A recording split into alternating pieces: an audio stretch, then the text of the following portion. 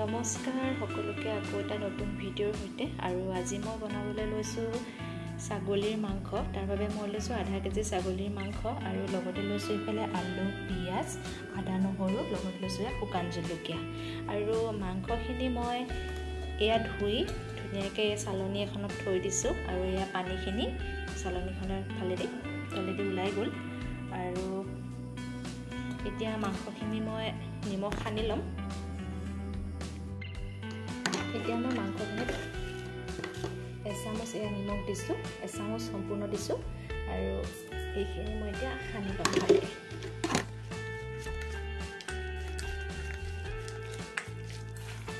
নিমখখিনি সানি মাংসখিনি আধা ঘণ্টামান সময় এনেকৈ থৈ দিম।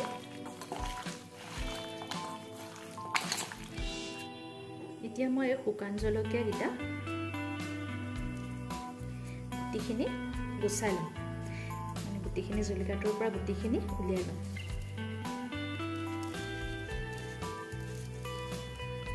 গুটিখিনি নিদিওঁ মাংসত। জলকীয়াখিনি মই বাতিটাত পানীত তিয়াই থ'ম। এইফালে মই জলকীয়াখিনি পানীত অলপ সময় তিয়াই থ'ম। এতিয়া মই আলুখিনি কাটি ল'ম, পিঁয়াজখিনিও কাটিম আৰু লগতে আদা নহৰু পেষ্টখিনি এফালে ইয়াত খুন্দনাত পিচি ল'ম। আদা নহৰুখিনি মই অলপমান নিমখ দি খুন্দিছোঁ আৰু তেতিয়া সোনকালে মিহি হৈ যায়।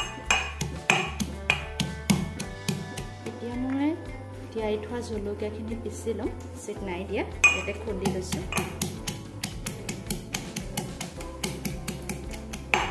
এইফালে মই এয়া পিঁয়াজখিনি কাটি ল'লোঁ, আলুখিনিও কাটি ল'লোঁ, নহৰুখিনি কাটি ল'লোঁ।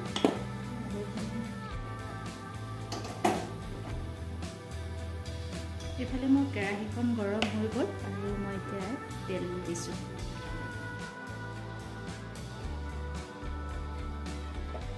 এইফালে মোৰ তেলখিনি গৰম হৈ গ'ল আৰু মই ইয়াত দিছোঁ এতিয়া গোটা জিৰা।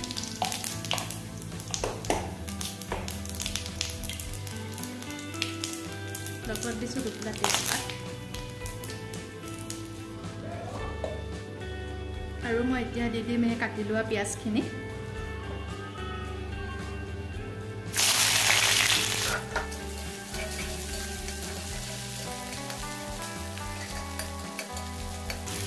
পিঁয়াজখিনি আধা ভজা হওঁতে আদা নহৰু পেষ্টখিনি দি দিম। সেইফালে পিঁয়াজতে মই অকণমান দালচেনি দি দিছোঁ, তেলত দিলেও হয়, কিবাকেও দিব পাৰি। সেইফালে পিঁয়াজখিনি আধা ভজা হৈ গ'ল আৰু এতিয়া দি দিম আদা নহৰু পেষ্টখিনি।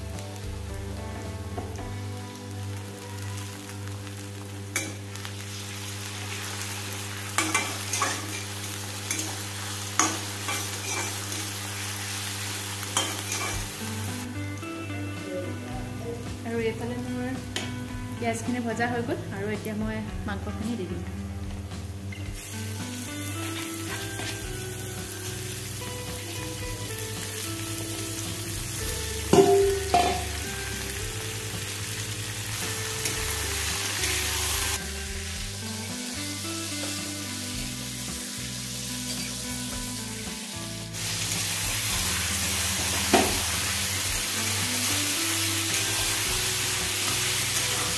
মাংসখিনি যিমান পাৰোঁ এনেদৰে ভাজি থাকিম, মছলা নিদিয়াকৈ মাংসখিনি ধুনীয়াকৈ ফ্ৰাই কৰি ল'ম।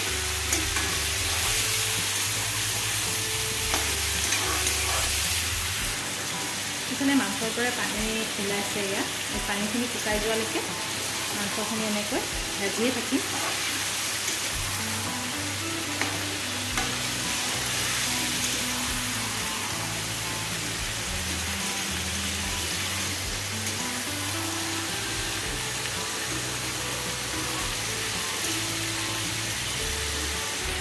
এইফালে মাংসখিনি ফ্ৰাই কৰি থাকোঁতে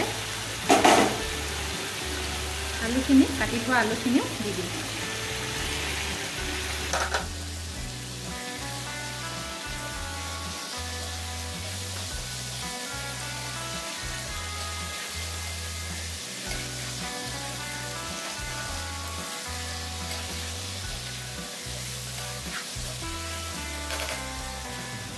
এইফালে মোৰ মাংসখিনি ফ্ৰাই কৰা হৈ গৈছে আৰু মাংসৰ পৰা লাহে লাহে তেল ওলাইছে আৰু এতিয়া মই ইয়াত দি দিছোঁ জোখ অনুসৰি হালধি লগত দিছোঁ এই চামুচখনৰ জোখেৰে মই 3 চামুচ জিৰা ধনিয়া গুড়ি পাউডাৰ এইখিনি ঘৰতে বনাই থোৱা মছলা 3 চামুচ দি দিছোঁ আৰু এতিয়া মই মছলাখিনি ভালকৈ মিহলাই ল'ম গোটেই মাংসখিনিৰ লগত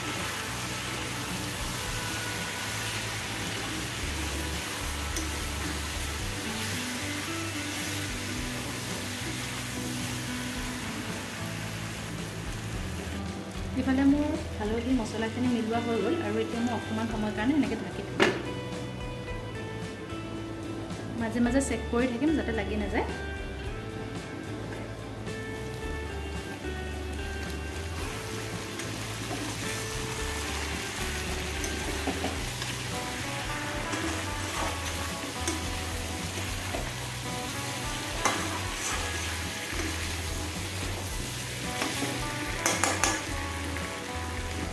এতিয়া মই মাংসতে পিচি থোৱা শুকান জলকীয়াখিনি দি দিম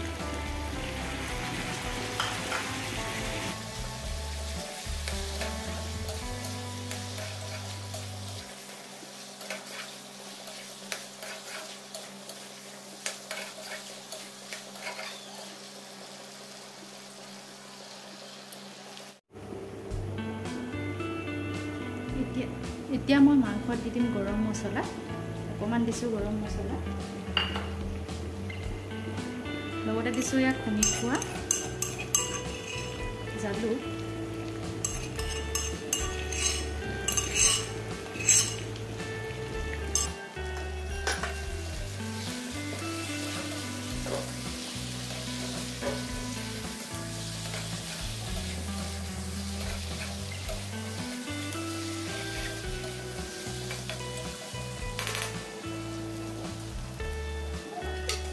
এতিয়া মই এইখিনি অকণমান দেৰি ঢাকি দিম মাজে মাজে চেক কৰি থাকিম যাতে লাগি নধৰে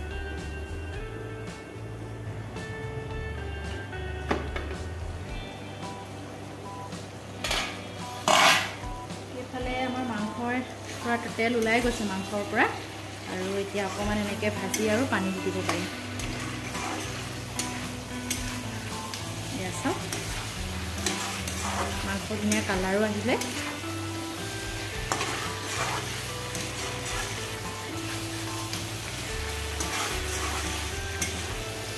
শুকান জলকীয়াখিনি পটাত পিচিব পাৰিলে বেছিয়ে ভাল বা মিক্সিতো দিব পাৰি মই খুন্দনাতে পিচি দিলোঁ তেতিয়া বেছি ভালকৈ মিহি হৈ যায় আৰু পটাত দিলে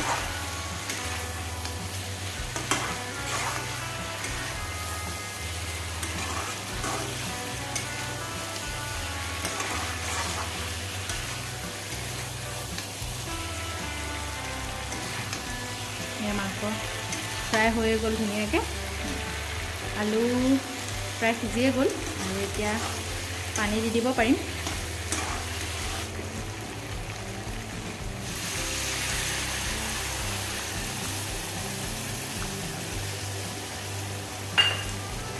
এতিয়া মই মাংসত পানী দি দিলোঁ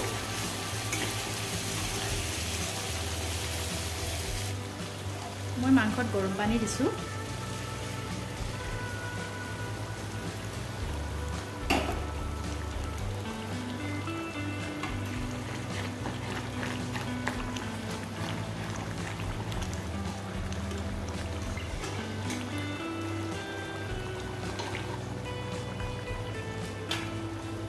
আৰু মই এতিয়া মাংসখিনি ঢাকি থওঁ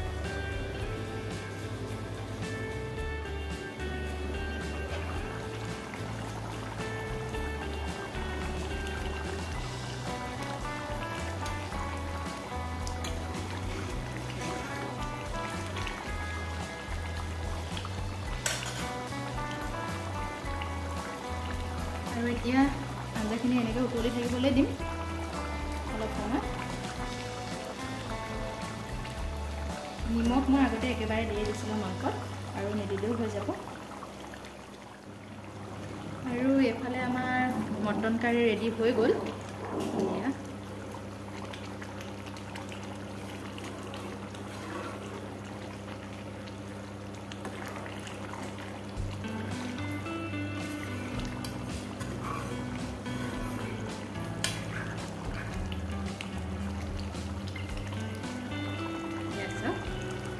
হৈ গ'ল আমাৰ মটন কাৰী ৰেডি